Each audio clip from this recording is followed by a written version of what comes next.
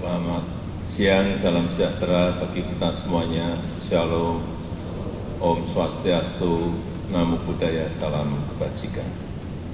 Yang saya hormati Bapak Menko PMK, Pak Menteri Dalam Negeri, Wamen Kementerian Agama, Bapak Pimpinan Otorita Ibu Kota Nusantara, yang saya hormati Ketua Asosiasi FKUB Indonesia, Bapak Ida Panglingsir Agung Putra Sukahed, yang saya hormati seluruh jajaran pengurus Asosiasi FKUB Indonesia dan Ketua Staf Pengurus FKUB Provinsi se-Indonesia, Bapak Ibu hadirin dan undangan yang berbahagia. Pertama-tama saya ingin menyampaikan ucapan selamat datang di Ibu Kota Nusantara.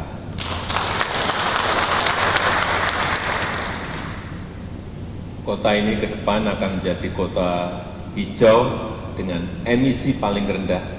Supaya Bapak Ibu tahu, di sini air quality index-nya, indeks kualitas udaranya itu di angka 6. Padahal maksimal itu 50. Maksimal 50, tapi di sini hanya 6. Dan di Jakarta kira-kira hariannya 190. Bukan hanya di Jakarta, di Jabodetabek atau di Jawa, rata-rata sudah di atas 400, di atas 100. Inilah gambaran kota masa depan, kota hijau dengan emisi rendah, kota yang ramah karena banyak ruang terbuka hijaunya. Dan saya sering bercerita kalau pas dapat tamu Perdana Menteri atau Presiden dari negara lain, baik masuk ke Istana Bogor, baik masuk ke Istana Jakarta, atau saya terima di Yogyakarta, di Istana Yogyakarta, selalu tamu kita itu kagum.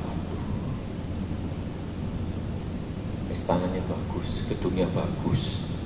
Saya kadang-kadang mikirin mau saya jawab apa. Indah, tapi ini bukan buatan kita, buatan kolonial Belanda. Mau saya sampaikan apa adanya kok juga enggak, kita merasa inferior gitu ya. Jadi itulah perasaan saya kalau pas ketemu dengan dipuji tapi saya nggak bisa apa-apa, nggak bisa menjawab apa ya dipuji itu, karena saya tahu mereka juga tahu itu bukan kita yang bikin gitu. Saya kan nggak tahu dia nyindir atau dia memang benar-benar ingin menyampaikan kekagumannya. Ya, nebaknya kan sulit.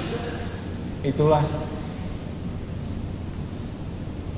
kenapa gagasan pindah ibu kota ini sudah muncul sejak tahun 50-60-an di era Bung Karno, yang saat itu akan memindahkan ke Palangkaraya. Tapi 2014 setelah saya dilantik, saat itu saya perintahkan pada Pak Penas untuk mengkaji lagi, coba cek lagi titik-titik mana yang memungkinkan untuk kepindahan. Dan selama 4 tahun, 5 tahun, kajian itu selesai, ada pilihan-pilihan di Palangkaraya, di Kalimantan Selatan, di Mamuju, kemudian di Kalimantan Timur, di IKN ini. Kemudian kita putuskan di sini. Tapi yang saya setelah ini selesai, istananya dan gedung Menko-nya juga hampir selesai, saya senang bahwa yang mengerjakan 100% adalah putra-putri terbaik kita semuanya. Bahannya ya, hampir 99% dari bahan lokal semuanya. Memang tidak ada unsur-unsur yang lain. Ada yang bertanya pada saya, Pak, lampunya kok bagus sekali. Jangan-jangan dari Itali, bukan. Ini lampu dari Boyolali. Lampunya dari Boyolali. Saya tahu betul yang buat ini siapa, saya tahu. Di desa yang namanya Tumak, di Boyolali. Jadi ya inilah istana sebuah negara besar yang namanya Indonesia.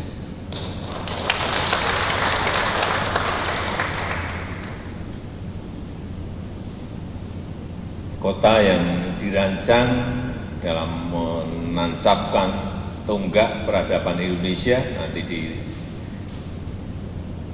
Indonesia Emas 2045, karena ini baru dimulai. Ibu kota baru ini baru dimulai. Selesainya mungkin bisa 10 tahun, bisa 15 tahun, dan bisa 20 tahun. Jangan berpikir ini sudah dipakai, enggak. Masih panjang. Masih panjang.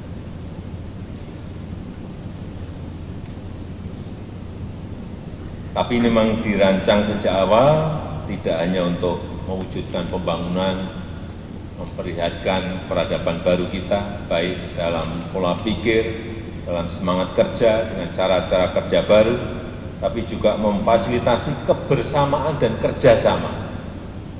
Kota yang terbuka, kota yang inklusif untuk semua golongan, kota yang dibangun dari kemajemukan kita, dan kota yang hidup dari banyak interaksi-interaksi sosial yang kita lihat di negara kita.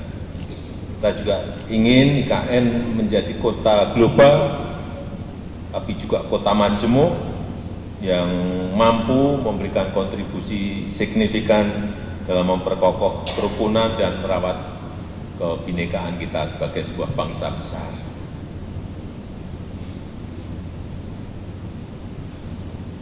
Karena kita tahu dunia sekarang ini sedang tidak baik-baik saja, banyak konflik muncul beberapa tahun belakangan ini yang berkepanjangan, juga perang yang bergulir di belahan dunia.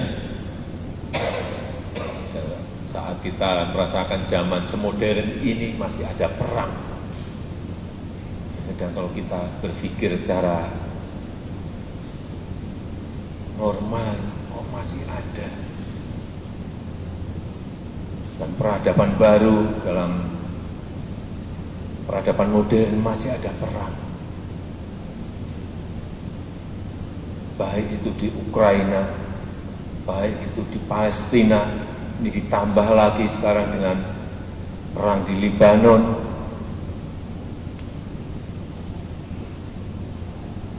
Sehingga membuat yang namanya persatuan, yang namanya kerukunan, yang namanya toleransi, itu merupakan hal yang sangat berharga,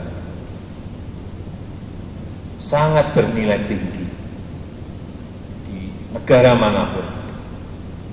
Dan kita patut bersyukur di Indonesia nilai-nilai tersebut, kerukunan, toleransi, persatuan, masih bisa terawat dengan sangat baik. Ini juga berkat kontribusi besar Bapak Ibu sekalian yang hadir di sini. FKUB, Asosiasi FKUB, yang ini adalah warisan berharga bangsa kita yang terus harus kita pupuk, kita upayakan bersama, baik dengan mengedepankan dialog, baik dengan menanamkan rasa toleransi sejak dini, serta memupuk nilai-nilai moderasi beragama. Saya sangat menghargai, mengapresiasi peran FKUB selama ini dalam menjaga suasana yang damai, suasana yang harmonis, suasana rukun, sehingga persatuan dan kesatuan kita sebagai bangsa terawat baik dan terus terjaga. Ke depan, saya mengajak kita semuanya untuk terus menjaga situasi yang kondusif ini.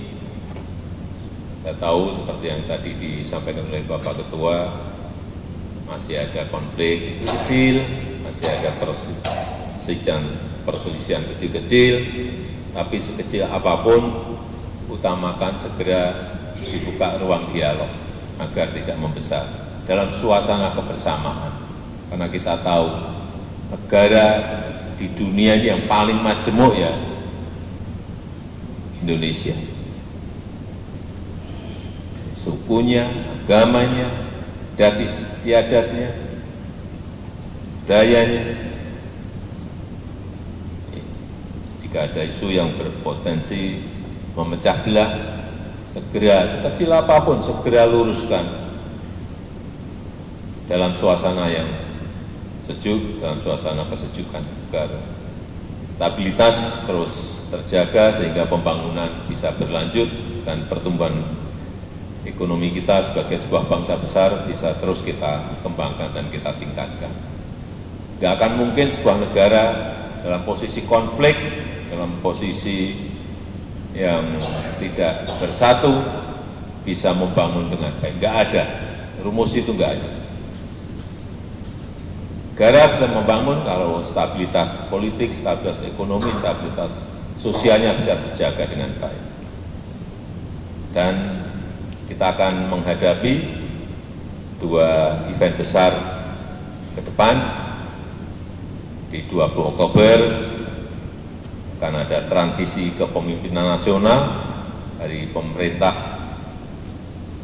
sekarang ke pemerintah baru yang dipimpin oleh Bapak Prabowo Subianto, dan juga November akan ada transisi kepemimpinan di daerah, baik itu pilihan gubernur, pilihan bupati, pilihan wali kota, ada di 508 kabupaten kota dan 37 provinsi.